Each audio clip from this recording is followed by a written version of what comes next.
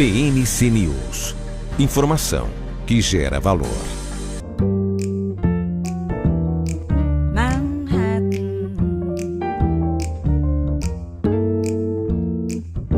Manhattan Connection. Na Argentina, Milei, Dios mío, carajo. Em Gaza, vai melar. Na eleição americana, meleca. Na inteligência artificial, milongas. Aqui a nossa conexão no Cabulete. Muito obrigado pela companhia. Estamos com Caio, Diogo, Bruno e Sil e nossos convidados Carlos Magno do Nascimento, presidente do Climate Change Channel no Brasil, um canal sobre mudanças climáticas. E antes dele teremos a Mahatazana Brian Winter, editor-chefe da revista America's Quarterly, ex-correspondente na Argentina e no Brasil da Reuters, trabalhou conosco no Manhattan, na TV Cultura. Brian, bem-vindo. Obrigado, é um prazer estar de volta aqui com vocês. O prazer é nosso, querido. Olha aqui, Milei vai melar? Veja, Lucas, o Milei lembra de personagens do passado, tanto nos Estados Unidos quanto no Brasil, né? Mas eu acho que ele tem possibilidades de dar certo. Mas vamos ver, estamos tendo as primeiras pistas agora nesses dias. Brian, prazer. Tenho aqui uma série de perguntas para você. Bom, o Milei ganhou. De uma certa forma, isso já foi uma surpresa, porque no primeiro turno ele ficou em segundo lugar. E ele vem com essa montanha de propostas super agressivas. Diz que vai acabar com os ministérios, dolarizar a economia, acabar com o BC, acabar com uma série de assistências e incentivos. E a Argentina, a grande verdade é que 40% da população está na linha da pobreza ou abaixo, outros 17% são funcionários públicos, que ele diz que vai reduzir brutalmente. A questão é como ele vai fazer tudo isso acontecer sem criar um possível caos social, porque quando ele começar a querer privatizar geral, fechar ministérios, demitir funcionários públicos, vai existir reação social. Como orquestrar esse jogo de xadrez? Quando vai entrar o exército? Pois é, ninguém sabe. Eu acho que nem ele sabe. Acho que ele está tentando ver os planos que ele já tinha anunciado, como a dolarização, né? Que tem um elemento de realismo mágico, porque simplesmente a Argentina não tem os dólares que precisa para fazer uma dolarização, então não é viável. E parece que nesses dias Milei está em conversas com o pessoal do PRO, que é o grupo do ex-presidente Maurício Macri, que oferece a maior oportunidade para ter quadros no governo, porque o Milei não tem time, não tem apoio no Congresso, e também o consenso mínimo para aprovar essa agenda. Mas tem um problema terrível aqui, que o período de transição na Argentina é de 3 semanas, gente. Olha que incrível. Deve ser um dos períodos mais curtos de transição, não só na América Latina, sino no mundo. Então, dá a sensação, pelo menos, e pelas conversas que eu tenho ouvido nesses dias, de que houve, enfim, ele tinha planos, tinha uma agenda que ele havia anunciado, mas está num processo de aprimoramento neste momento, porque os riscos são enormes. A Argentina, acho que qualquer país do mundo não gosta de austeridade, não gosta de fazer ajuste, mas o argentino não gosta mesmo.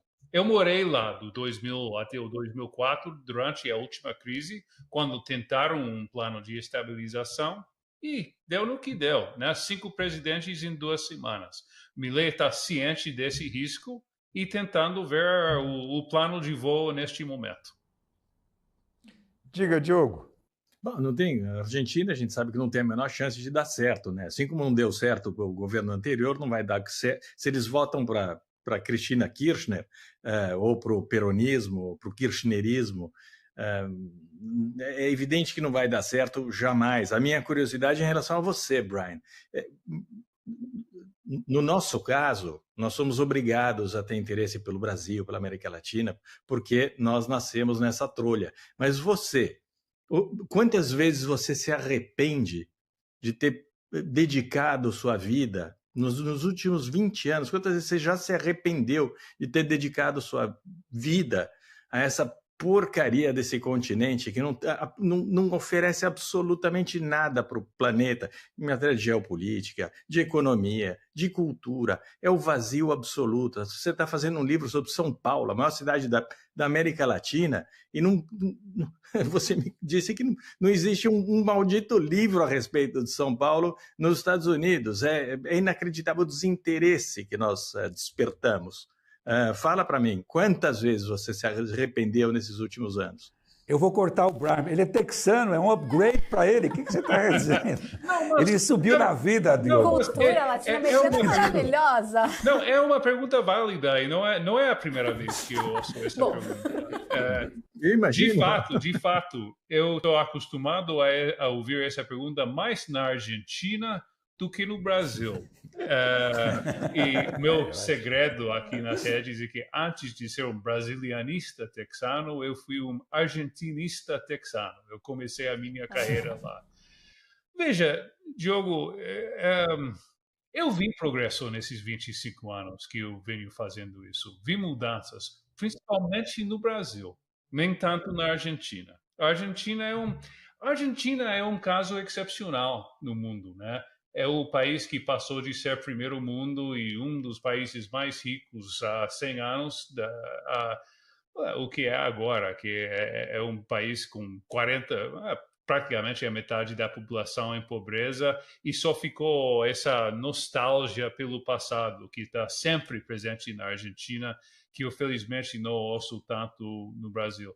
Não, mas eu gosto do que eu faço e talvez seja doença, Diogo, mas eu ainda acredito muito no Brasil, acredito na América Latina, não por É doença, Brian.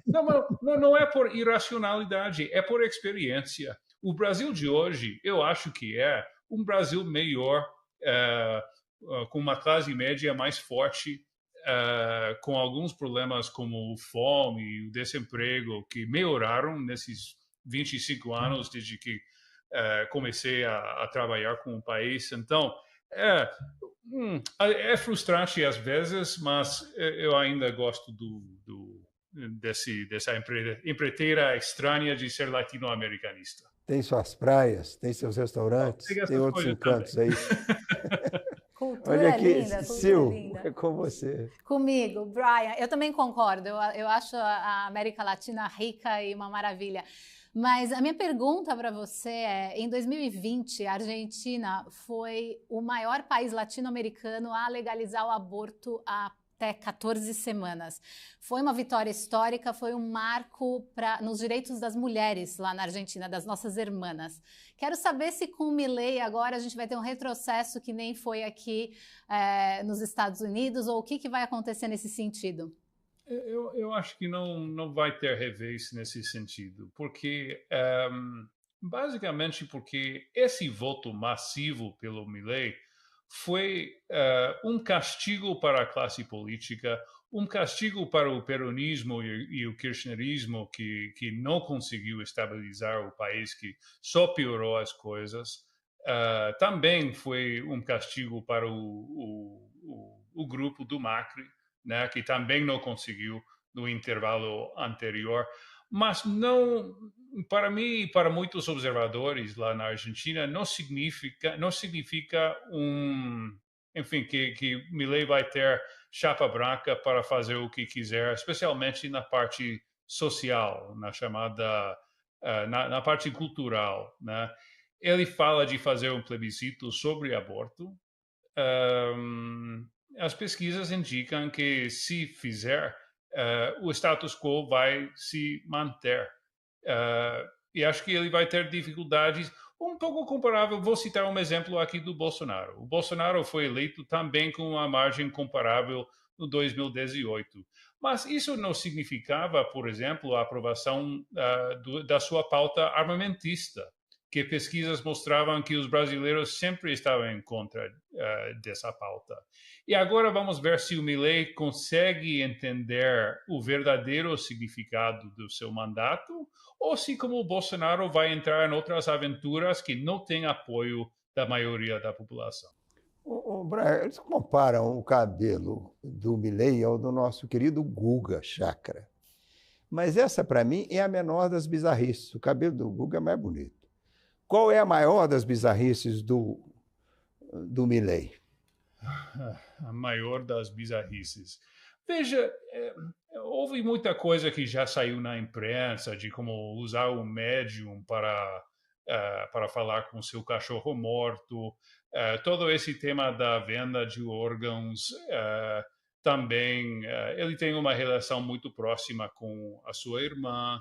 Tem tudo isso que já saiu, mas eu vou falar uma das primeiras coisas. Eu estive na Argentina agora em agosto e consegui falar com pessoas que realmente conhecem ele, que trabalharam com ele, ao lado dele durante muitos anos.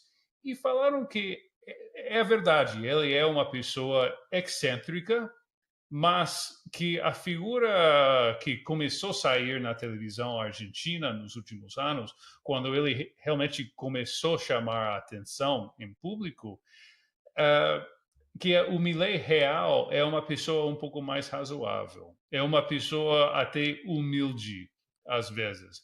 E que talvez, quando começou na televisão, e veja, isso passa às vezes no mundo da televisão, inventou uma personagem que depois tomou uma dimensão que surpreendeu até ele. É o Diogo, que nem o Diogo. O exemplo melhor é o Diogo. Brian, tem economistas meus, amigos meus na Argentina, que são próximos do Milei, que dizem que ele é um cara competente e que tudo isso que a gente vê é performance. Porque eu fiquei horrorizado quando eu vi ele vestido de Batman, mais louco que o próprio Batman, e imaginar aquilo como um presidente. Me disseram, isso não é o cara, isso daí é performance e foi a estratégia que ele optou na campanha. Posso fazer uma observação rapidinha sobre a bizarrice dele? A maior bizarrice do Milei é que ele está certíssimo em matéria de política externa. Ele apoia a Ucrânia contra o Putin e Israel contra o Hamas. Pombas, na América Latina, acertar 2 vezes é um recorde, é uma bizarrice extraordinária. Veja, o diagnóstico dele sobre o verdadeiro problema da Argentina neste momento também é correto. O Estado argentino tem uma dimensão que não é sustentável. Por isso tem essa inflação dos 140%, que, aliás, poderia ser muito pior. Seria muito pior. Não fosse o financiamento que eles receberam do Fundo Monetário Internacional e da China. O tamanho do buraco na Argentina é ainda maior do que parece, que já está em graves problemas. Então, é isso. Então, essas táticas da personagem dele, temos que reconhecer também que funcionou. Ele é o presidente eleito da Argentina. Agora, a questão é se ele consegue fazer um pivô, mudar, adotar um tom mais racional e sair um pouco dessa personagem exagerada, eufórica. E Donald Trump nunca conseguiu fazer isso. Você sabe se ele é milongueiro? Eu sei que ele canta, que ele também joga futebol, mas se faz parte do mundo das milongas, a verdade é que não tem. Ele tem cara. Que a nossa Sil dança tango bem para danar. E eu estava querendo saber qual é a diferença do tango para milonga. Ela explicou. Milonga é muito mais difícil. Milonga é rapidinho, né? Milonga é rápido. Milonga é rapidinho. Agora, você foi correspondente no Brasil e na Argentina. Talvez você saiba o que é Na Tonga da Mironga do Cabiletê. Aí. Uma música do Vinícius de Moraes. Com Toquinho. Com Toquinho. Mas A tradução eu sei dançar o tango e a milonga. Mal, ruim.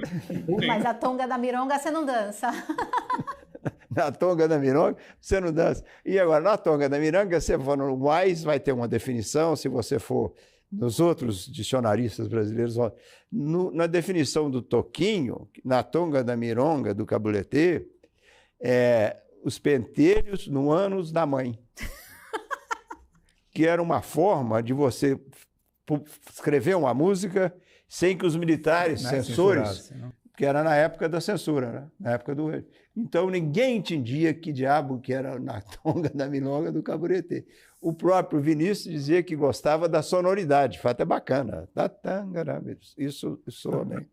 Lucas, eu fui demitido da TV Cultura porque eu xinguei um safado. Você está falando mais palavrão do que eu. O Brian, aliás, assumiu o meu lugar por causa do palavrão, do xingamento. Ele disfarçou. Estou falando o que o homem diz lá na Argentina. O slogan dele é esse. É o slogan. Carajo. Liberdade, tá liberado. Posso perguntar uma coisa? Mas carajo em espanhol tem um sentido diferente do que para o português, né? É algo mais parecido com um porra, alguma coisa assim, ainda, né? Também porra.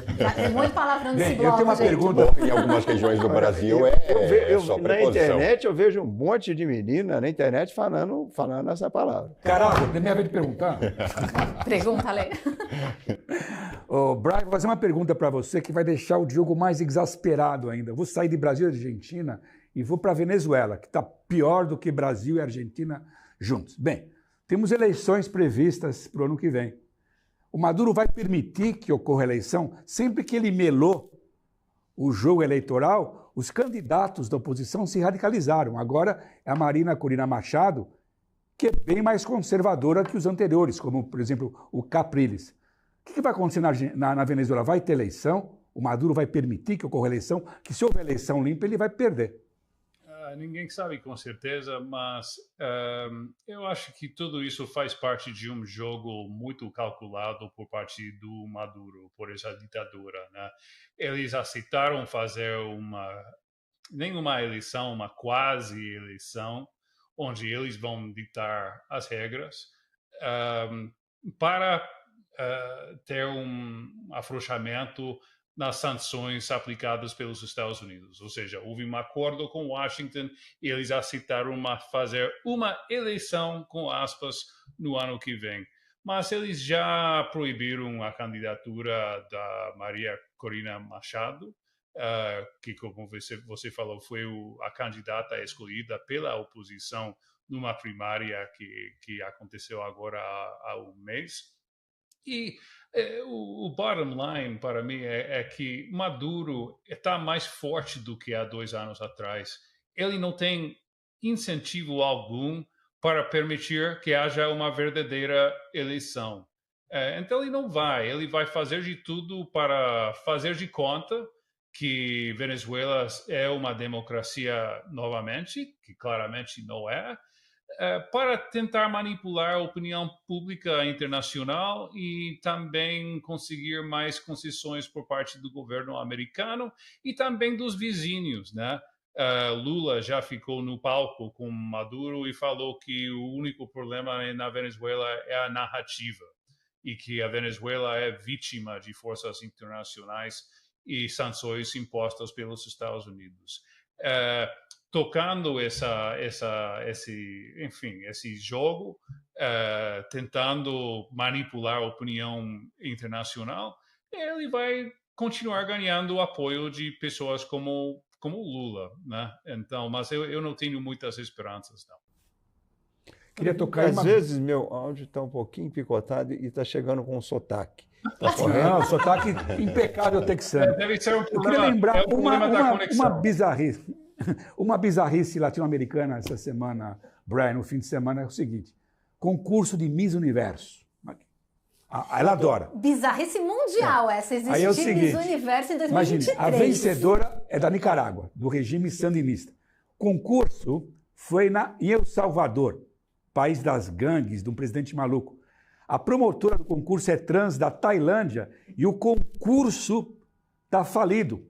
Sabe? Está falido. A organização está falida. Ou seja, por que não mudam para a Argentina de vez o concurso? Não, porque não de Miss destrói. Universo? Acaba com isso, pelo amor de Deus. Não tem cabimento. Aliás, o Brian, que entende mais de mulher, O Brian de entende estética, tudo de tudo. Miss Universo. Não era uma das colombianas e venezuelanas, que eram as mulheres mais bonitas da América Latina? Seja repórter. Não é uma coisa... Não são as mulheres mais bonitas da América Latina?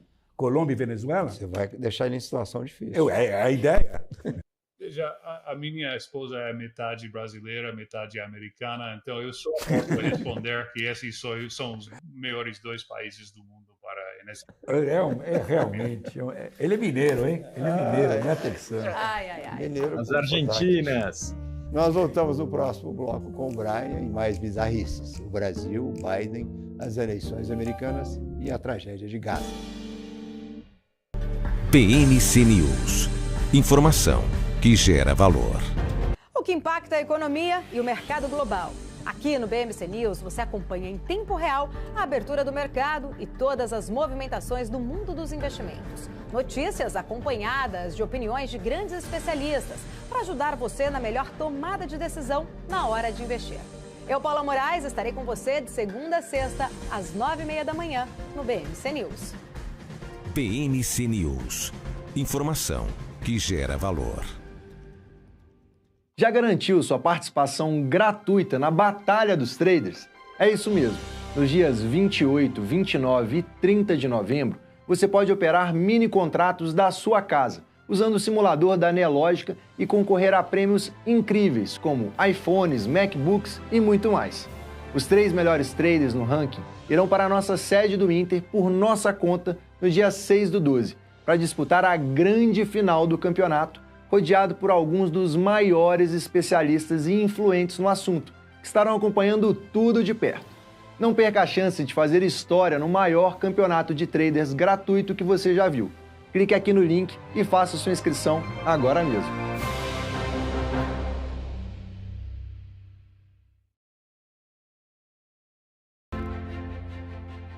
A Pado traz soluções de segurança e tecnologia se reinventando diariamente, proporcionando experiências inovadoras. Uma empresa totalmente brasileira, feita por brasileiros, que não tem medo de mudar. Mudamos para questionar e transformar. Estamos sempre em busca do novo. Um novo lugar, um novo jeito de evoluir, uma nova porta para abrir e ampliar horizontes. Pados, garantindo a sua segurança. PNC News. Informação que gera valor. Manhattan Connection. Estamos de volta com Caio Blinder, Diogo Mainardi, Bruno Corano, Sil Curiati e nosso convidado Brian Winter. Brian, as pesquisas eleitorais são cada vez piores para o Biden, que fez 81 anos essa semana. Seja astrólogo nas suas respostas, mas seja matemático. Ele vai desistir e passar o pepino para quem? E depois, o Trump vai para a prisão ou não? Bom, a segunda pergunta é mais fácil para responder. O Trump só vai para a prisão caso perca a eleição, né? Se ele perder a eleição, ele tem uma possibilidade, eu diria, pequena, mas são as urnas que vão determinar o futuro do Trump e não as cortes. Isso é uma novidade para a política nos Estados Unidos, mas é verdade para alguém que acompanha a política no resto do mundo, não é exatamente uma novidade. Com o Biden, veja, eu ainda mantenho essa possibilidade dele desistir, porque se ele não desistir, as pesquisas nos estão dizendo que os americanos têm uma porcentagem importante que não querem outra eleição entre Biden e Trump. E se tem uma coisa que os Estados Unidos fazem bem, é quando tem demanda, terá oferta. Nossa economia é muito suficiente, é muito eficiente com isso, e a política também. Eu acho que vai aparecer um outro candidato viável de um terceiro partido se o Biden insistir na sua candidatura. Pode ser, por exemplo, Joe Manchin, o senador da West Virginia, que já adotou posições bastante moderadas, e embora seja parte do Partido Democrata, ele já é percebido como candidato independente. Vai ter outros, como o Kennedy, o Joe Kennedy, que vem, desculpa, o Robert Kennedy, que vem dessa família, né? Então, vamos ver. Eu acho que vai ser uma eleição única na história dos Estados Unidos e totalmente imprevisível. Mas a minha impressão é que se entrar um terceiro candidato, o Biden está terminado e E o Trump ganha, claro. E o Trump está eleito. Claro. Aí não tem muito. Aí essa equação fica muito mais simples. Se entrar um terceiro com força, o Biden caiu e o Trump está eleito. Entra na praia americana, Sil. Vai ter mulher na chapa republicana ou democrata? Na chapa republicana a gente tem a Nikki Haley. Ela, assim, o Trump está lá na frente e ele é o mais forte. Ele está em alguns estados com 46% já de aceitação. A Nikki Haley está lá atrás em segundo lugar, à frente do DeSantis, o que é uma coisa muito bacana. E ela tem um perfil muito interessante que ela une uma coisa que dentro do estereótipo feminino que se espera de uma mulher, ela tem a doçura, a coisa maternal e tudo mais, mas ela também tem o que a cadeira exige, autoridade, força, respeito e tudo mais. Ela também bate muito bem no DeSantis, nas agressões verbais do DeSantis, então eu acho ela uma mulher bastante interessante, com posicionamento bom, que fala com o povo. Agora, do lado democrata, é uma tristeza, né? Porque a Kamala, ela tá lá atrás, ela tem menos aceitação que o Biden, ela não é uma pessoa que está pronta para isso, e quem a gente adoraria ver seria a Michelle Obama, mas ela já disse claramente que ela não quer. Algumas vezes ela desconversa, ela fala que não quer. A biografia dela, ela deixa muito claro que ela não gosta de morar na Casa Branca, ela não gosta dessa vida, mas eu adoraria vê-la entrando, apesar de que eu acho que nenhuma mulher, principalmente uma mulher negra, bateria num Trump, infelizmente, nesse país. Brian, você quer contribuir com a resposta dela antes de despedir? Você acha que Michelle Obama estaria eleita? Eu acho que Michelle Obama é uma mulher super inteligente demais para entrar em campanha para a presidência. É verdade. Concordo. Ela está melhor do jeito que ela está. Ela podia seguir os passos da Rosalind, fazer policies por aí. Melhor ser pós-presidência. Exato. Brian, bye bye. Contamos com você muitas vezes nesse programa bizarro, com ou sem sotaque. Foi ótimo estar com vocês aqui novamente. Até a próxima. No aniversário de 60 anos do assassinato do presidente Kennedy, tem alguma novidade? A novidade é que os americanos seguem conspiratórios. A maioria dos americanos não acredita que o Lee Oswald matou o Kennedy sozinho. Tem alguma trampa aí atrás dele. E um grande incentivador das teorias conspiratórias, quem é?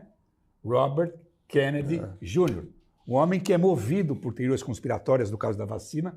Ele, esses dias, veio a público novamente para dizer, não, na verdade, eu acredito que foi a CIA que matou meu tio, porque meu tio não queria continuar a escalada no Vietnã. Então, o Kennedy Jr. parece um candidato sob medida para esse país hoje em dia. Ele é conspiratório, ninguém sabe que ele roubaria votos na eleição. Está tudo misturado. Os trumpistas gostam dele porque ele é anti-vax. E os jovens americanos gostam dele porque ele é meio doidão. É doido. Então, acho que a única atração dele é que ele é... Não, terrível. Agora, eu concordo com ele que quem matou o Kennedy foi a CIA. Isso não tem negócio.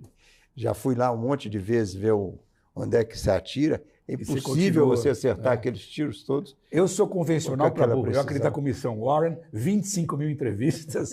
Para mim, esse assunto já deu o que tinha que dar. Bruno, o Financial Times e o Economist fazem previsões fantásticas sobre a Petrobras. O Brasil vai ser o 5º país maior produtor de petróleo no final da década e um dia o petróleo vai dar lucro. Petróleo é lucro ou é maldição? Petróleo é lucro. Acho que eu diria que hoje não existe universo, mundo sem petróleo, né? Depois da água, tirou H2O, petróleo, sem ele iria colapsar o planeta Terra.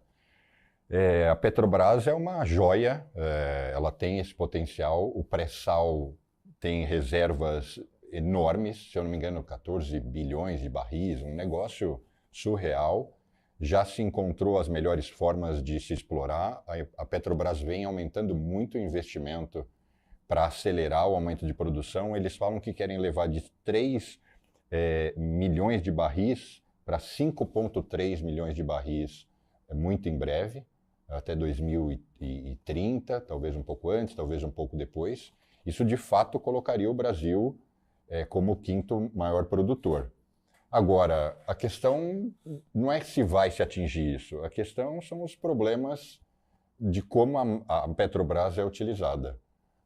Ela dá um lucro imenso, mas ela está ali para sustentar uma certa falta, tirando, lógico, o que eles pagam de dividendos, etc., para os acionistas, eles estão ali para, em algum grau, sustentar a máquina pública e funcionar como um objeto de manobra. Recentemente, o Lula incentivou e o Supremo deliberou, eles estão mexendo nas leis das estatais, e isso vai quebrando todas as poucas conquistas de ter uma governança séria e a coisa ficar em ordem, a gente poder ter os benefícios de uma empresa tão próspera e valiosa. O Francis vivia pedindo a privatização da Petrobras, porque por causa da corrupção da direção, por causa dos diretores, e denunciou 7 deles, levou um processo e acabou morrendo. E viver denunciando, acabou morrendo durante o processo da Petrobras. A privatização é uma boa ideia? Eu sou sempre a favor de privatização. Eu acho que na mão da iniciativa privada, com um bom contrato, bem regulamentado, o país ganharia com isso. A Petrobras cresceria ainda mais, teria ainda mais eficiência. Agora, o segredo de privatização é ela ser bem regulada. A imensa maior parte dos economistas não gosta desse modelo de economia mista, que é o formato da Petrobras. Eles acham que isso é muito complicado. A questão vai privatizar? Eu não vejo pelos próximos... De jeito nenhum. Não, Lula nem se fala, mas mesmo eventualmente pós-Lula e outro partido, é muito difícil, né? A Petrobras causaria uma resistência até mesmo pública para uma privatização, mas não seria ruim. De qualquer forma, a gente vem avançando, não a Petrobras em si, mas se abrir o mercado para outras empresas explorarem e a coisa vem, de alguma forma, prosperando. Pelo que eu li, ela não só consegue, está muito modernizada, tira petróleo com mais eficiência e produz um petróleo de ótima qualidade, muito melhor qualidade, muito menos poluinte, por um preço que é a metade do barril. Por isso é que está essa história da Economist. Ela é líder em exploração de petróleo em alto mar, né? Agora, tanto a matéria do Financial Times quanto da Economist foi baseado no que o Ministério de Minas e Energia vem divulgando. Então você acha que é soplar? Em algum grau, eu acho que é dizer o seguinte, olha, eu vou ganhar 10 quilos de músculo e vocês vão acreditar que eu vou fazer isso. Mas se eu vou ou não, em quanto tempo isso vai acontecer, a gente não sabe, né? Vocês vão me obrigar a lembrar que o Lula foi preso por causa da corrupção na Petrobras, né? Ele é o presidente do Brasil, ele foi preso por causa disso, foi do Petrolão. O nome já dizia tudo, Petrolão. Não, é evidente que tem um problema aí que vai ter de ser resolvido na marra. Agora ele está achacando a Petrobras para baixar o preço dos combustíveis, porque tem um benefício eleitoral evidente. Agora, enfiaram a mão. Você lembrou o Paulo Francis, Lucas? Como nós sabemos, a acusação que ele fez foi até modesta em relação ao que se descobriu de roubalheira entre empreiteiras, Petrobras e governo Lula. Dilma. E a questão em qual grau isso? Em qual grau? Bom, a gente não tem mais justiça, não tem mais procurador, não tem mais nada. Então, agora está tudo liberado. Não tem mais Paulo Francis. Olha aí, vamos para Gaza, que também não tem petróleo, nem corrupção. Mas tem gás, tem problemas incríveis. Alguma sugestão, Diogo? Como o Caio sugere, você vai passear com Palmiro. Isso é o que diz o Caio. Depois que der um cacete em Israel. Lucas, eu vou chamar o Palmiro aqui e falar que vou autorizá-lo a fazer xixi na sala, porque eu não vou dar cacete nenhum em Israel. Israel está fazendo tudo direitinho, está eliminando o Hamas e, ao mesmo tempo, conseguindo fazer pressão suficiente para libertar os reféns, que são os 2 pontos centrais. Depois da guerra, se você quiser, a gente pode até dar um cacete em Israel, mas não vai nem ser necessário, porque a sociedade israelense é tão heterogênea, a política, a democracia israelense é tão combativa, que eles próprios vão se encarregar de apedrejar uns aos outros. Então, a gente pode ficar assistindo aqui, que vai ser uma pauleira danada em Israel. É um país dinâmico, com uma dialética quente, e eles vão se encarregar de fazer esse trabalho. Neste momento, eu não tenho nenhum cacete para dar. Pelo contrário, eu só tenho a torcer. Vai ser bom para eles e vai ser bom para os palestinos também.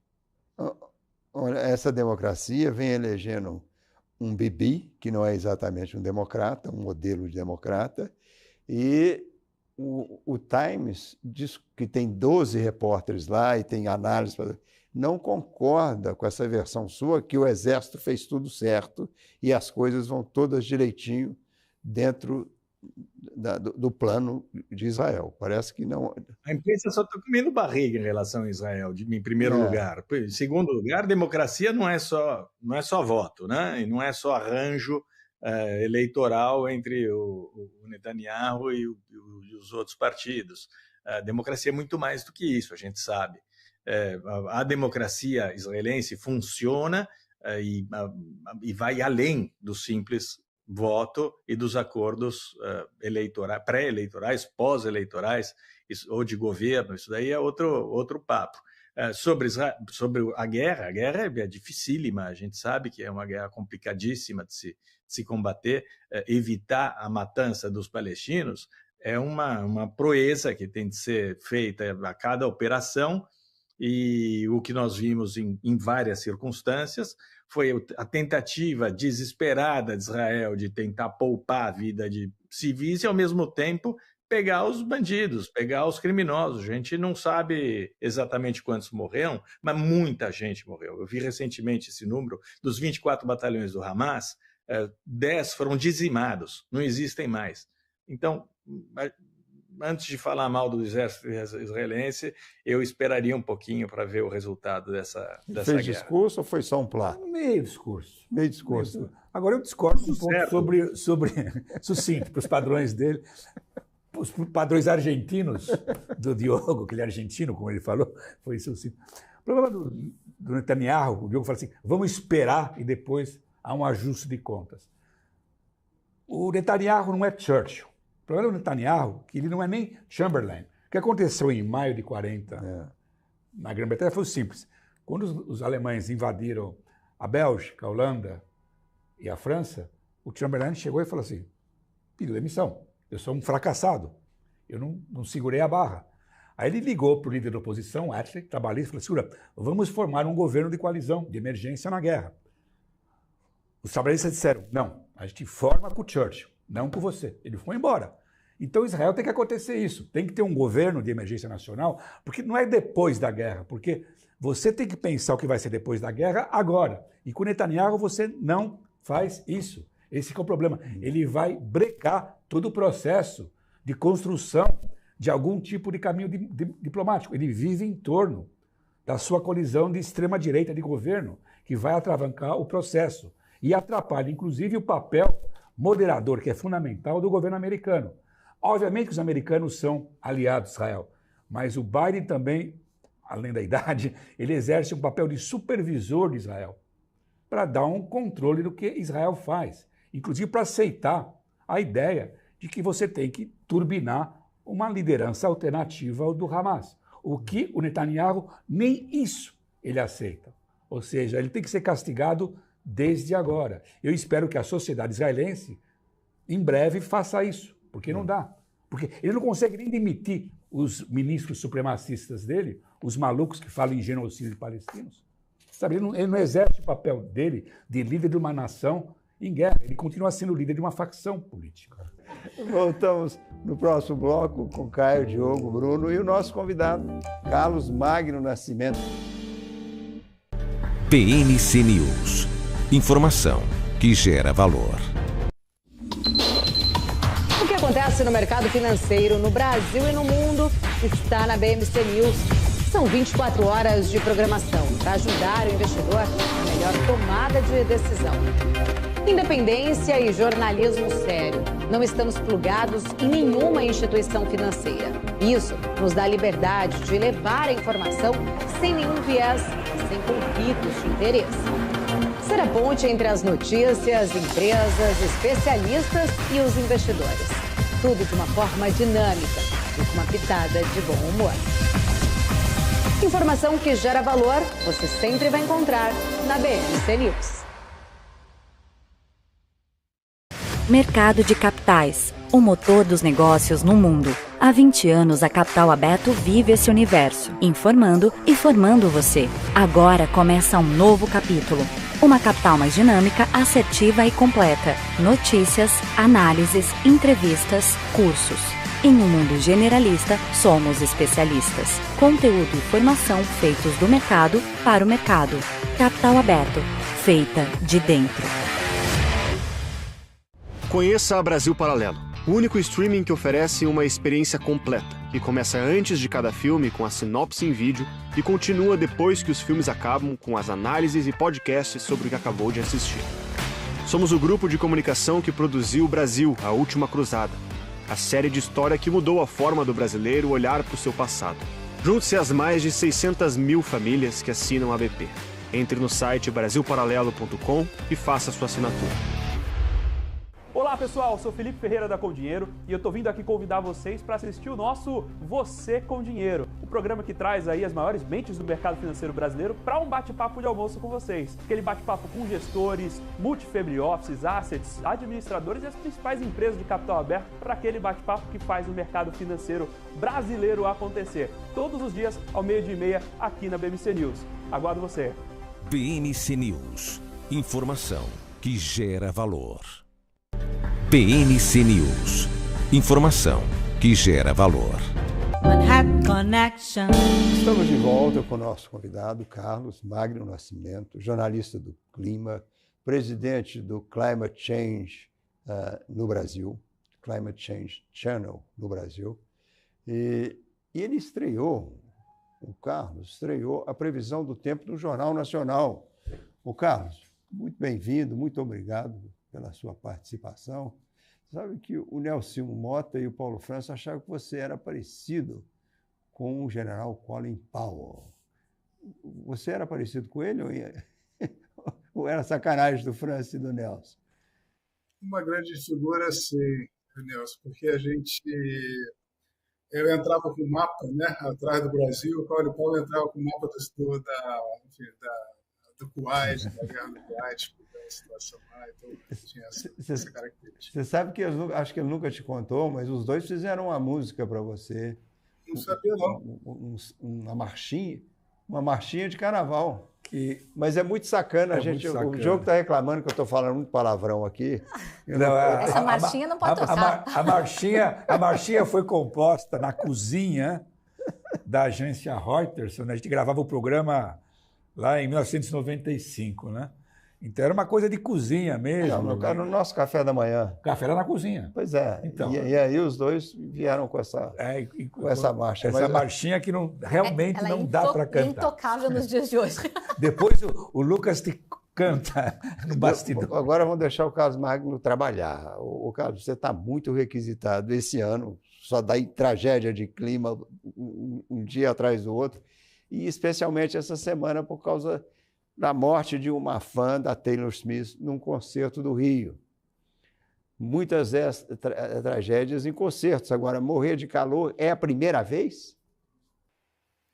Olha, que eu saiba, sim. Eu não tinha escutado uma situação dessa, nenhuma outra situação de evento público, mas provavelmente já aconteceu, Lucas.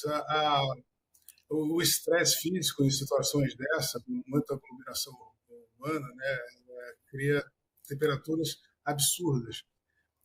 Mas o que aconteceu no Rio de Janeiro na semana passada foi um negócio fantástico em termos de recorde de temperatura e sensação térmica. Então, um evento que acontece numa situação dessa, com milhares de jovens aglomerados, sem uma infraestrutura que abasteça com água, refrigério a população, fica uma situação de alto risco. E muitas vezes a gente questiona os governos, né, por ações de combate às mudanças climáticas, né, ou mitigação das mudanças climáticas. Muitas vezes a gente vê que as empresas, né, os negócios têm que se adaptar a essa nova realidade que a gente vai estar enfrentando. Agora, Carlos, esse tipo de acidente, manda que tipo de mensagem? Manda a mensagem dizendo que cuidado com o Brasil, cuidado com o conserto, cuidado com o clima. Quer dizer, manda uma série. Qual delas é possível quantificar alguma delas? Qual é a mensagem forte dessa tragédia? Olha, cuidado com o Brasil. Acho que a gente tem que ter cuidado com o Brasil, porque foram algumas tragédias meio bizarras que aconteceram no Rio de Janeiro nessa semana, aí, com um rapaz sendo morto em Copacabana. Mas a situação climática é uma situação que merece uma atenção especial. Eventos como esse devem ter o maior cuidado com relação à situação do conforto do público, e a gente tem observado com dados concretos que ondas de calor como essas estão acontecendo de uma forma cada vez mais frequente.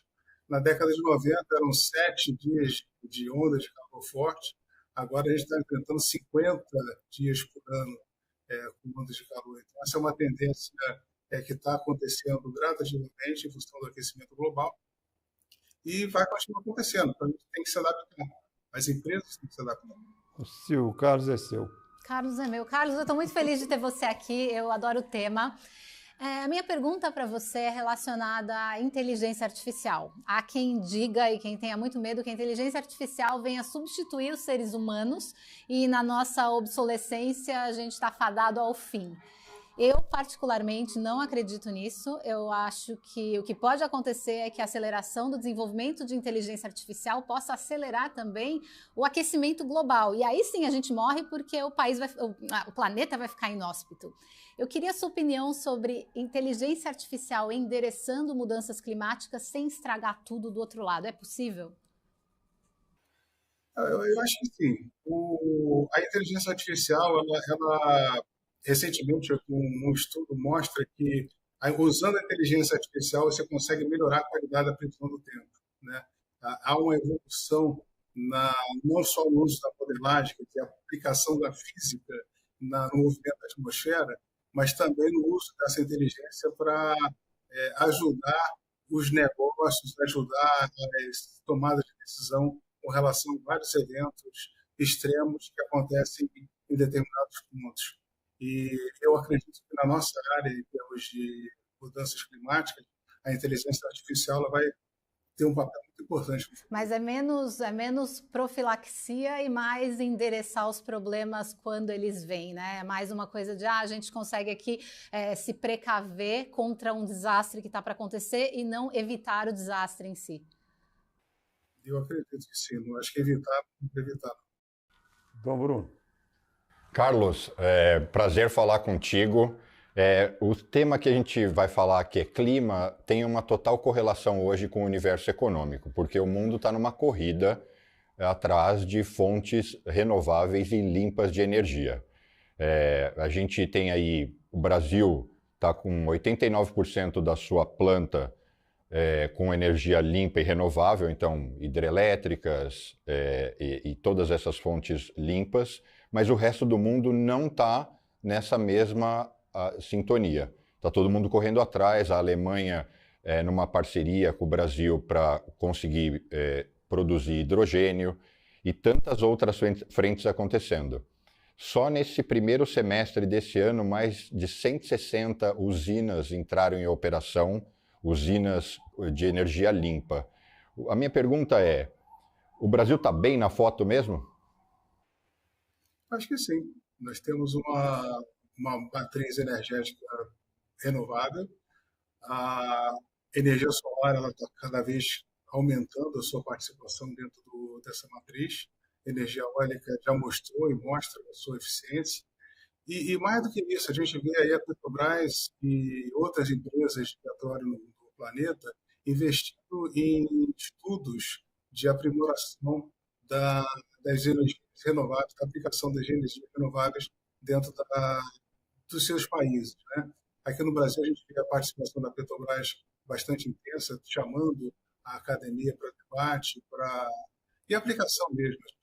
A British Petroleum está investindo em um parque eólico offshore na costa do Rio de Janeiro. Quer dizer, uma empresa de petróleo vem fazendo investimento nesse setor. E também no Golfo do México. Dubai, a gente está vendo a COP28 acontecendo num país produtor de petróleo. Então, há uma conscientização de que essa tendência deve continuar acontecendo e o Brasil tem uma participação muito grande, porque nós somos importantes dentro dessa política global. Você viu que o Carlos é craque na resposta dele. Tem que ensinar acostumou lá, que não pode falar mais que 90 segundos.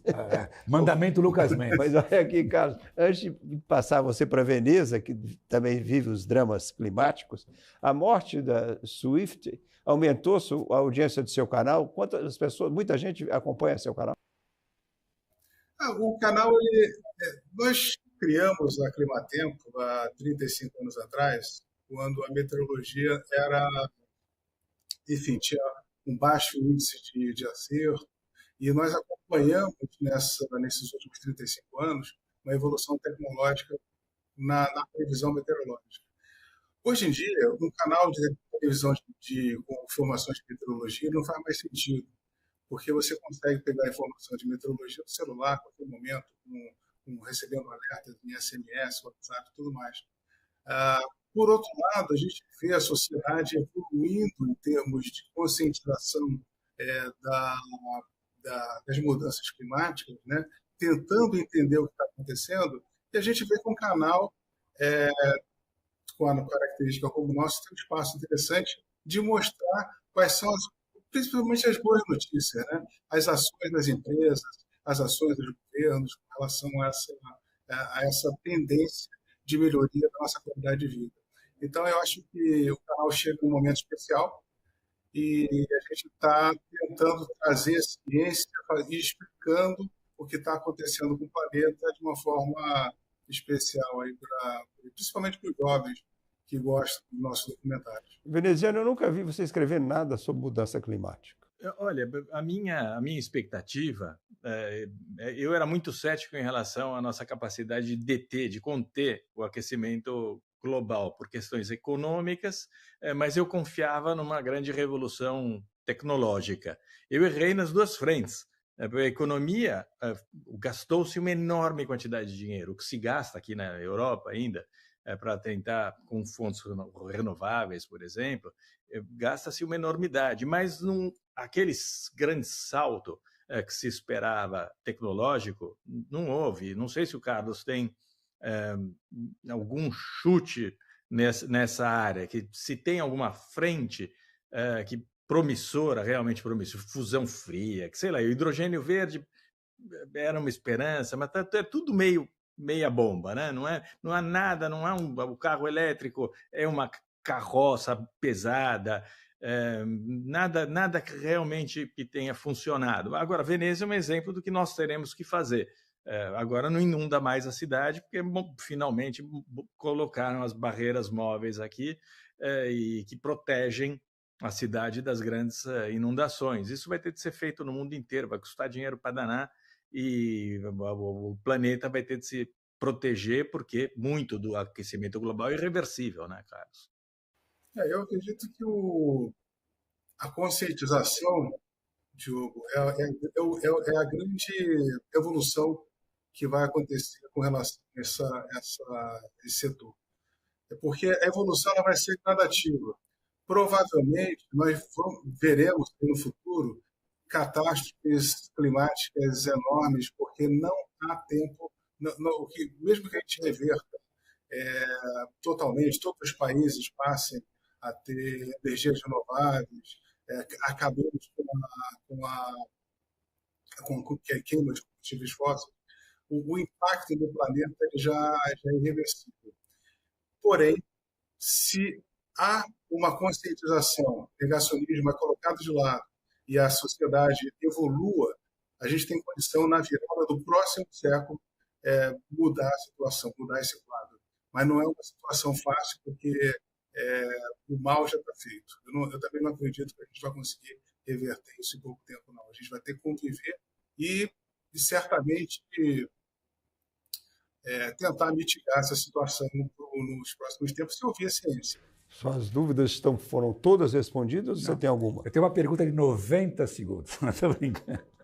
Seguinte, Carlos, há 40 anos, nessa semana, a TV ABC colocou no ar o filme Day After, sobre uma guerra nuclear, um ataque russo nos Estados Unidos. 100 milhões de pessoas viram o filme. É o filme de televisão mais visto na história até hoje. 100 milhões de pessoas.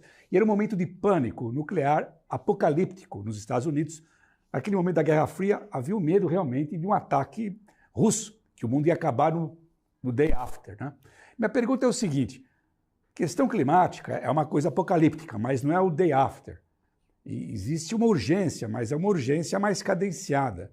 Não é um perigo que o movimento das pessoas preocupadas com isso se torne cada vez mais um culto, uma religião, o que torna mais complicada uma transição em função das demandas um pouco exorbitantes e não realistas, como proceder essa transição para uma outra sociedade de energia mais verde, etc. É difícil quando a gente olha pelo lado econômico, há uma certa latência, né? A gente dificilmente vai ver os carros, né? Essa mudança vai acontecer de uma forma rápida. A gente vê que tem um relatório da ONU recente que mostra que a produção de petróleo ela só aumenta, ela não diminui. A gente está toda hora falando em exploração de novos campos de petróleo, quando a gente deveria, para resolver o problema rapidamente, dessa forma como você analisou, Caio, fazer isso de uma forma abrupta, né? Não explorar mais o petróleo, acabar com a queima de combustíveis fósseis.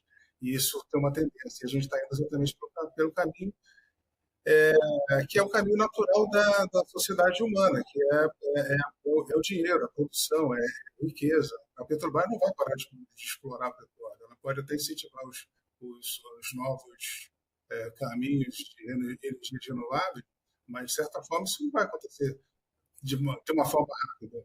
Porém, vamos ter que nos adaptar. Essa é a grande mensagem que eu vejo que a ciência está mostrando. Que não há uma fórmula mágica, não tem, é um processo de conscientização. E nesse ponto, a imprensa tem um papel muito importante, que é mostrar o que está acontecendo, mostrar quais são as soluções, mostrar a ciência, mostrar dados, aumentar a discussão. Muitas vezes, muito debate político envolvido nessa questão, principalmente a agricultura, né? O agricultor está sempre nas cordas com relação a essa questão. Então, todo mundo precisa comer. Essa mudança não vai acontecer de uma forma rápida, ela vai acontecer gradativamente, usando tecnologia, quem sabe a inteligência artificial possa nos ajudar a produzir carne artificial mais rapidamente, né? Agora, Carlos, o que compromete o ambiente não é a exploração do petróleo, mas sim sua queima. Porque o petróleo é usado para muitas outras coisas. Ele foi usado provavelmente para o verniz dessa mesa, para a tinta que está na parede, para a construção do carpete, para o pneu do carro. A economia mundial é dependente do petróleo. Agora, então é inevitável a sua exploração e a tendência é que só aumente o consumo dele. Mas o que compromete é a forma que ele é queimado, utilizado. E isso vem sendo reduzido porque não só os veículos tendem a ser elétricos, como as plantas industriais também vêm se modernizando. Por exemplo, a indústria da celulose usa a própria lignina como fonte de combustível e mostra então que é possível. E várias outras frentes vêm se modernizando dessa mesma forma, não? Sim. Eu acredito nessa tese. Mas a questão de produção de petróleo para queima de combustível, ela continua acontecendo, vai continuar acontecendo nos próximos anos. Mas há uma reversão. O Diogo fala mal, diz que o carro elétrico é uma carroça. Porque eu nada, acho que ele nunca andou, não. Eu tenho um maravilhoso. Eu digo que é uma carroça porque é pesado, a bateria não é eficiente, você não encontra tomada em tudo quanto é lugar. leva horas para carregar esse troço. Tem de melhorar essa tecnologia, vai melhorar essa tecnologia. Mas se vocês disserem que o carro elétrico é bom, aí a gente tá ferrado. Não, o meu é um carro bem bacana, um Gênesis, você carrega em casa, você carrega durante a noite. Durante a noite, pois é, mas você não pode chegar no posto de gasolina e em 10 minutos você carrega. Não, eu tô dizendo que em casa você carrega com custos mais baixos de eletricidade durante a noite, mas num posto, em 10 minutos, ele carrega 80% da bateria. Tem carros muito mais modernos. Cada vez mais rápido. Em 10 minutos, o meu não fazia isso. Eu moro numa cidade que não tem nem carro, então eu não pulo porcaria nenhuma. Por isso é que você precisa de uma gôndola elétrica, com meu cachorro. Energia solar. Então, quando a gente for falar de Você tem sorte. Quando a gente for falar de barco, você... E vai remar, nada de motor. Tem que remar, cara, vai remar, não é? Ô Silvio, você acha que a imagem da morte da Swift compromete, vai sujar mais ainda a imagem do Brasil? Tem um jeito de quantificar? O turista vai cancelar voo, vão deixar de ir ao Rio? Vai ter algum impacto? Eu acho, Lucas, que eu vou entrar aqui num outro aspecto. Tem um aspecto muito sério dos produtores de evento hoje, dos organizadores de evento, e o Carlos mencionou isso também. Essas pessoas, elas são movidas pela ganância, elas são movidas pelo lucro. Então, a produtora do evento da Taylor Swift, no ano passado, 32% do lucro deles veio de comida e bebida vendida dentro do estádio. Então, é natural que eles não quisessem que as pessoas entrassem com água, o que é um absurdo na situação em que o Rio estava na semana passada. Aí, o poder público deveria ter entrado, e como entrou depois, mas depois que morreu, né, a Ana Benevides, e falado, olha, vocês precisam ter infraestrutura aqui dentro, vocês precisam ter água gratuita, vocês precisam ter estrutura de cuidado com as pessoas que passarem mal, etc. Então, a imagem é muito feia, e é muito triste porque o Brasil é um país muito conhecido pela efervescência dos fãs. Ver show no Brasil não é que nem qualquer lugar. O Paul McCartney não para de ir para o Brasil porque tem muita energia. Fãs tiram da poupança do dinheiro guardado para comprar todos os dias do show, eles estão lá todos juntos, todo mundo quer ir na pista, e esse show foi esse fiasco, acaba virando um drama e uma tragédia em vez de uma coisa bacana. Esse negócio de imagem suja é muito difícil você medir. É muito difícil. Mas uma coisa a gente sabe, qual foi a imagem brasileira mais bem exportada para o mundo? Olha, eu nascida na década de 70, eu diria que foi o nosso futebol, eu chutaria futebol. A gente teve Pelé, a gente teve Romário com Bebeto, a gente teve muita coisa boa para exportar aí, mas eu imagino que você tem um conhecimento melhor que eu para isso. Não, eu nasci depois da Carmen Miranda e depois do Pato Donald, mas... Zé Carioca. O Zé Carioca foi o primeiro filme, em 42, que o mundo conheceu o Brasil através do Zé Carioca. Verdade. Carmen Miranda. Eu assisti esse desenho. Obrigado, Disney. Foi lindo. Obrigado, Carlos. Foi um prazer grande ter você aqui. Obrigado. Um abraço a todos. Então, nós voltamos no próximo bloco com a nossa ignorância, a inteligência artificial e o problema dos hipopótamos da coca colombiana. PNC News. Informação que gera valor. Fechamento do mercado em tempo real e um panorama das altas e baixas da Bolsa de Valores. Eu sou o Maurílio Goldner e estou no Closing junto com o Gabriel Monteiro, trazendo as principais notícias que impactam o dia. Aqui você acompanha a opinião de especialistas e análise técnica dos principais ativos. Fechamento do mercado é na BMC News, de segunda a sexta, às 4 da tarde. BMC News. Informação que gera valor. As empresas que fazem parte do seu dia a dia estão em uma das maiores bolsas do mundo, a Nasdaq. E a boa notícia é que você pode investir nessas empresas diretamente pela Avenue, sua corretora nos Estados Unidos. Com os dados das ações dos Estados Unidos fornecidos pela Nasdaq em tempo real, o cliente Avenue pode acessar diretamente as maiores bolsas do mercado americano. Entre neste mercado de tecnologia e inovação. Acesse avenue.com.br/Nasdaq e seja bem-vindo ao mercado global. Conheça a Brasil Paralelo, o único streaming que oferece uma experiência completa, que e começa antes de cada filme com a sinopse em vídeo e continua depois que os filmes acabam com as análises e podcasts sobre o que acabou de assistir. Somos o grupo de comunicação que produziu Brasil, A Última Cruzada, a série de história que mudou a forma do brasileiro olhar para o seu passado. Junte-se às mais de 600 mil famílias que assinam a BP. Entre no site brasilparalelo.com e faça sua assinatura.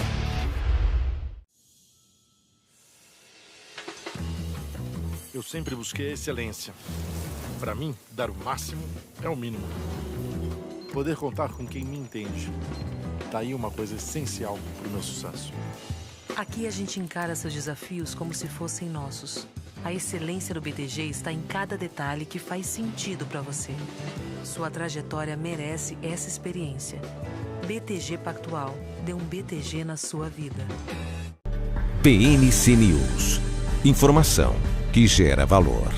Manhattan Connection. Estamos de volta com Caio, Diogo, Bruno e Sil. Sil, com a sua concisão, você está dando um show de concisão hoje, eu estou gostando muito. E inteligência. Natural, Não, a inteligência dela é natural. A minha é natural da fábrica, veio do papai e da mamãe. Nos explique o rolo do Sam Altman, o pai do OpenAI. Comece explicando o que é o AI. E você quer que eu seja concisa? Olha o desafio que eu tenho nas mãos. Vamos tentar. É porque é uma novela o que está acontecendo. A gente falou das milongas porque realmente essa é uma milonga. Bom, OpenAI é uma empresa que foi aberta lá atrás, 2015, pelo Sam Altman e pelo Elon Musk, entre eles. Elon Musk, que foi o headliner ali, era a figura principal por trás do OpenAI. E o OpenAI foi aberta com uma proposta de ser uma empresa sem fins lucrativos para construir inteligência artificial, servia como um laboratório de pesquisa de inteligência artificial para a humanidade, para servir a humanidade e não para servir stakeholders, né? E não para servir os investidores. Acontece que, bom, Elon Musk saiu e tudo mais, e Sam Altman percebeu que para conseguir desenvolver de fato inteligência artificial, ele precisaria de investimentos. Então a empresa precisaria ter um braço que os investidores ficassem ansiosos a respeito e empolgados e quisessem colocar dinheiro. Então, eles abriram um braço que, resumidamente, virou o que a gente conhece como o ChatGPT. Eles abriram esse braço para conseguir esses investimentos que estavam na casa dos milhões de dólares e logo que abriram, a Microsoft colocou ali $1 bilhão. Então, começou a ficar mais robusto o ChatGPT, que vocês conhecem aí no Brasil, todo mundo conhece, todo mundo usou, eles tiveram um recorde de 100 milhões de usuários no mundo em apenas 2 meses, que é uma coisa assim, absurda. E no final das contas, toda a novela que está acontecendo agora é justamente porque é uma empresa que nasceu sem fins lucrativos, ou seja, com um board sem fins lucrativos, comandando um braço, com poderes totais sobre um braço com fins lucrativos. E aí, tem uma coisa interessante para a gente colocar, tem um termo que surgiu aqui, que tem se falado muito a respeito, que é o termo dos doomers versus os boomers. Os doomers são os fatalistas, são os que acham que a inteligência artificial, se não for bem cuidada, se não tiver sua segurança muito bem colocada, vai acabar com o mundo. E o board tem esse perfil, o board da OpenAI tem esse perfil. Os boomers são empresas como a Microsoft e outras, o Google e tudo mais, que investem em inteligência artificial para o uso nosso do dia a dia, para aprimorar a tecnologia a partir do uso do usuário. O Sam Altman, ele era um CEO adorado e é uma pessoa adorada no Silicon Valley simplesmente porque ele articula muito bem as intenções dele com inteligência artificial e ele é um cara que circula bem dos dois lados. Ele sabe que tem que ter segurança, mas ele é bom com os investidores e ele sabe que tem que ter investimento e que você tem que entregar inteligência artificial para nós usuários para ela se aprimorar. E aí então na novela foi dito na sexta-feira, dia 17, que o board achou que Sam Altman não está tratando eles com a transparência que deveria, não está sendo claro sobre suas intenções e demitiram Sam Altman. No domingo, Sam Altman foi contratado pela Microsoft, que é o maior investidor, já investiu 13 bilhões na OpenAI, então contratou ele. Só que daí o que acontece de muito interessante nisso é que é uma empresa de 770 funcionários e que quase todos eles assinaram uma carta dizendo que iriam junto com o Sam para a Microsoft se o board não se demitisse, não pedisse demissão e não trouxesse ele de volta. Eu acho interessante traçar um paralelo dessa história com o que aconteceu nos anos 80 com o Steve Jobs. Steve Jobs também foi demitido por um board na Apple. Mas tem uma diferença muito clara aí, que é OpenAI está num crescente, é uma empresa que está em evidência e num crescente, e a Apple não estava, a Apple estava decaindo. Trouxeram o Steve Jobs de volta muitos anos depois para uma empresa decadente, para transformar na empresa que ela virou depois. 3 trilhões de dólares. 3 trilhões de dólares. Agora, Sam Altman, de repente, está aí na Microsoft, foi o cientista, o líder desse complô todo foi o cientista dele, o chefe do departamento de ciência dele, que também se arrependeu depois, não por isso que a gente fala que é uma novela, ninguém sabe o que está acontecendo, e aí, de repente, ele anuncia que está voltando para a OpenAI, o que já era um pouco de se esperar, né? Eu estava achando que a Microsoft tinha tirado a sorte grande porque não precisava investir mais dinheiro e trouxe toda a inteligência para dentro de casa, mas no final das contas, a Microsoft está dizendo, ótimo, Sam Altman volta, só que ele volta com quase todo o board, apenas uma pessoa, acho que é da Quora, ficou no board, então todo o resto do board saiu, estão trocando esse board e com uma diferença importante, o Sam Altman entrou para ser o chair do board, que antes eles não tinham esse poder em cima, então não havia nenhuma visão de investidor dentro do board. Então, assim, a seguir cenas dos próximos capítulos, a gente ainda não sabe o que vai acontecer. O que eu enxergo aí é que é uma disputa de poder e de controle da inteligência artificial. Ela tem que estar na mão de poucas empresas que olhem e zelem por segurança, ou ela deve estar na mão dos usuários para ela crescer e transformar-se no que pode ser transformado com o potencial que tem. Olha, essa hoje de madrugada entra um meu celular, o meu sobrinho tinha escrito uma biografia minha. Ele é muito inteligente, muito querido, muito esperto, é um ortodontista que está entendendo tudo de inteligência artificial. Ele me mandou uma trolha. Metade é absurda. Foi feita com inteligência artificial? Tudo que eu fiz é genial. A gente precisa... Bom, falei, pelo amor de Deus, não publica, não conta isso para ninguém, não. Super inteligente. Ele foi fiel aos fatos. Olha aqui, ele é gênio, que é um outro rolo. Não, mas aí tem que explicar o rolo primeiro. O rolo do Musk é o seguinte, ele se embananou por causa de uma coisa que ele disse, agora ele está no Twitter, ele é dono do Twitter, e ele fez uma referência considerada super antissemita, que os judeus patrocinam o fim dos brancos, da maioria branca nos Estados Unidos, em benefício de latinos, hispânicos, e dezenas de superempresas tiraram o Não, ele endossou uma mensagem. Uma mensagem. Antissemita. E o Musk, você acha que ele é um gênio do bem, um gênio do mal? Ou não é nem gênio? Não é nem gênio. Em algum grau, ele tem uma genialidade. Ele estudou na Penn, onde eu estudei. Eu já conversei com professores que deram aula para ele. E eles dizem que realmente ele era inteligente, mas lá também só tem crânio. Então, Trump também estudou lá, hein? Minha filha estudou lá também. Não significa que tem bom caráter. A família Trump toda estudou lá. Não significa que tem bom caráter, bom comportamento. Mas o fato é que, assim, ninguém é 100% do bem ou 100% do mal. E não é de hoje que o Musk tem comportamentos muito estranhos. Ele é um cara mais do que polêmico, né? E aí a gente resgata um pouco a origem dele. Ele vem de uma família muito rica, praticamente, não sei dizer se bilionário. O pai dele? O pai dele era muito rico. Não era bilionário, não, era rico. Muito rico. Não, ele era rico e tinha mania de gastar, de andar com Cadillac, mas não era bilionário, não. O debate maior é que a família dele eram gente da África do Sul, branco e... Da elite, eram seguramente racistas. Levava os filhos. O avô dele era racista de carteirinha. E o pai dava cacete nele, tinha uma péssima relação com o pai. A primeira coisa que ele fez quando ele pôde foi cair fora, saiu de casa. E assim como a mãe, mas que foi uma separação traumática, mas o fato levava os filhos para o colégio de Rolls Royce, era uma ostentação. Musk veio, começou a estudar no Canadá, foi parar depois na Filadélfia e ele trilhou uma carreira de sucesso como empreendedor. Então isso faz com que algumas pessoas o amem e outros o detestem. Você está tirando o crédito dele. O cara que inventa um foguete, ele recebe hoje crédito comparado com o Leonardo da Vinci. Mas ele comprou o Twitter e perdeu dinheiro também. Você pega um cara que... Hoje, 80% do último mês, tudo que subiu no espaço... Eu sei, do Elon Musk. Mas o que está na Terra... O Twitter está caindo, está afundando. Está indo para baixo da Terra. O Twitter, o cara com os bilhões dele, o Twitter representa quanto? Não, ele custou... uma empresa que valia 40... Pois é. Ele perdeu. Porque essa semana, ele pode perder discutindo. O problema é o seguinte, eu estou dizendo que é o seguinte, ele está dizendo que está subestimando a genialidade dele. Não. É um erro.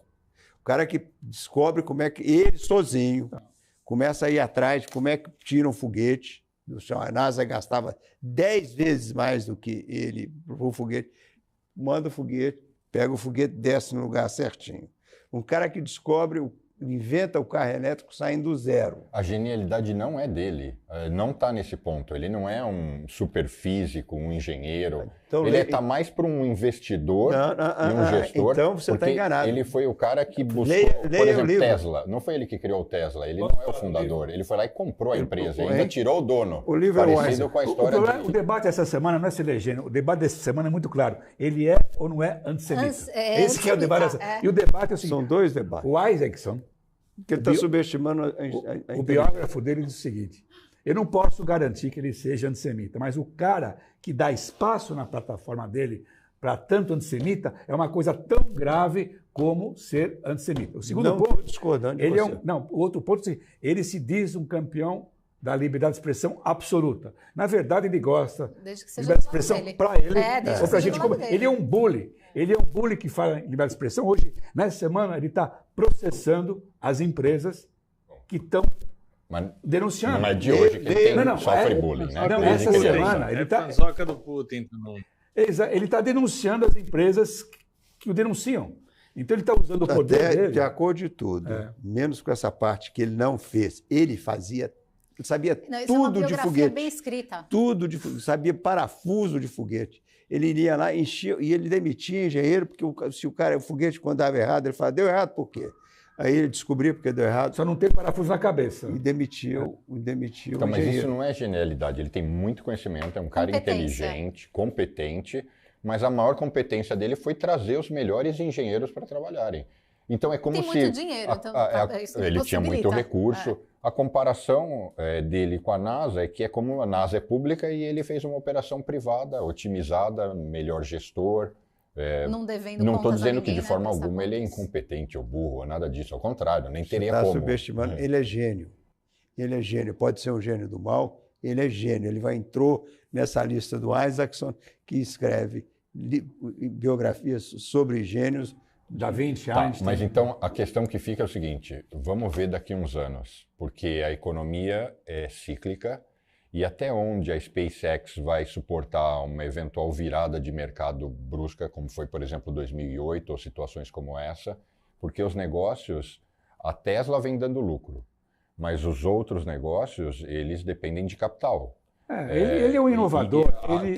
A SpaceX, a receita principal é a Starlink, tem o contrato com o governo americano, mas é um negócio ainda deficitário, com projetos que são interessantes, assim como a Neuralink e tantas outras coisas que ele está envolvido e que são admiráveis. Mas serão sustentáveis? Eu quero fazer uma pergunta para o Lucas, então. Neuralink, você colocaria um chip do Musk na sua cabeça? Provavelmente não. Então, ao medo. Não, mas isso é outra coisa. Mas é do Musk, é de um pois gênio. Mas o Musk já fez esse monte de besteira que o Caio enumerou. Muito bem enumerado. Muito bem. E o Bruno enumerou, outras. Subtraiu. E eu não gostei da subtração dele. Eu quero que o Diogo fale. Você quer que o Diogo fale? Não, do que está acontecendo na imprensa no Brasil. Eu faço questão. O Diogo ele quer botar você no rolo dos lulistas com a jornalista Andresa Matos. Sim. Isso é nazi-lulismo? Não. Nazi-lulismo é narcolulismo. Andresa Matais é uma jornalista excelente. Eu tentei contratá-la, ela me esnobou, infelizmente.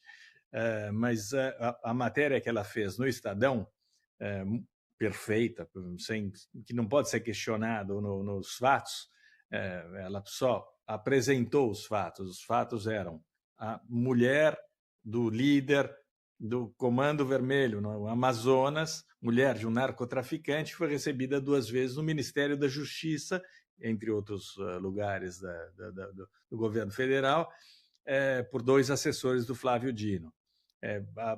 Houve uma articulação entre os blogueiros sujos, a imprensa imunda, os governistas, a Gleisi Hoffmann, que é presidente do PT, todo mundo jogando pedra da Andresa Matais, covardemente, e como eles não tinham nenhum tipo de maneira de contestar os fatos, a acusaram o Estadão de nada, de ter mentido, insinuando que eles haviam dito que o Flávio Dino se reuniu com a mulher do narcotráfico, quando a matéria deixou muito claro que não era isso. Eram os assessores do Flávio Dino que haviam se reunido com ela, que é um fato absolutamente escandaloso. A promiscuidade do governo com narcotraficantes é algo que daria, se não dá cadeia, dá demissão no mínimo, né?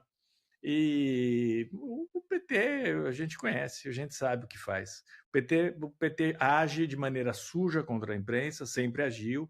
Eu fui uma vítima, eu diria até, com a quantidade de processos que meteram em mim, mas é uma gentalha que não aceita a informação livre, e me espanta que sempre que os brasileiros tenham votado para essa gentalha, imaginando que eles pudessem representar um avanço democrático. Bolsonaro é o fim da picada, mas o lulismo é igualmente o fim da picada. Então, não... Sil, a trolha dos hipopótamos, da cocaína na Colômbia, sobrou para você.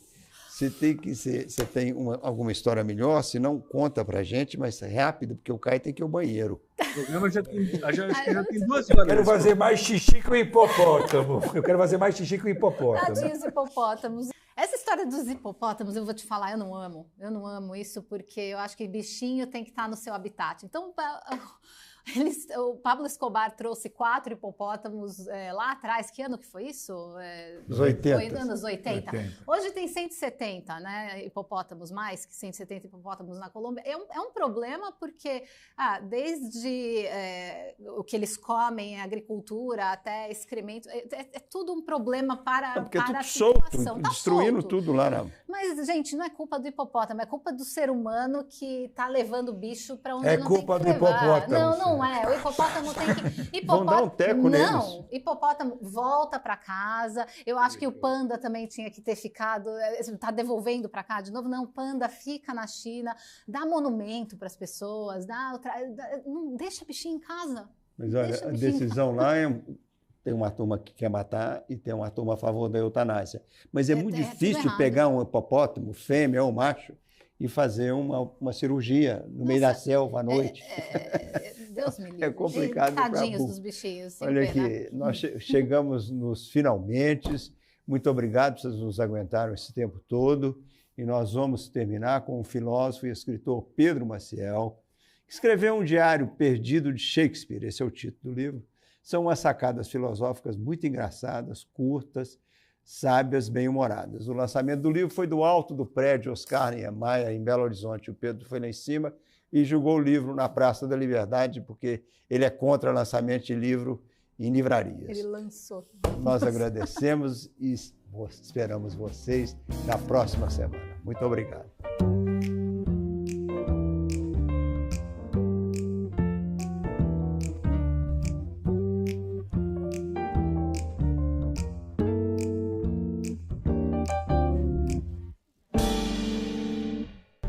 PNC News. Informação que gera